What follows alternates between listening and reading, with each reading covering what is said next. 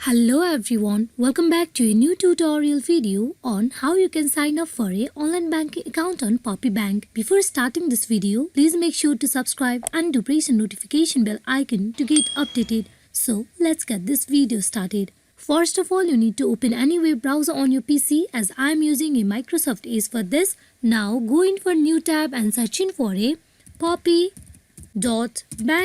and press enter. At the official webpage of Poppy.Bank, you can see the option of login on top left corner. You click on it. As we are going to get a new enrollment, you need to click on the link that is Enroll Personal or Enroll Business. If you are going to register for a personal account, then you click on Enroll Personal, or if you're going to business, then you need to click on Enroll Business.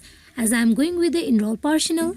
Now for the enrollment in the Poppy.Bank, you need to go through three processes, that is user info, agreement and credential. At first, you need to go in for providing your general information, starting from the very first, that is your first name, last name. Then you go in for providing your social security number. Then you provide your date of birth. Then you provide your zip code. Then you need to select your account type, that is deposit or loan. Then you go in for providing your account number. Then you go in for providing your mother's maiden name.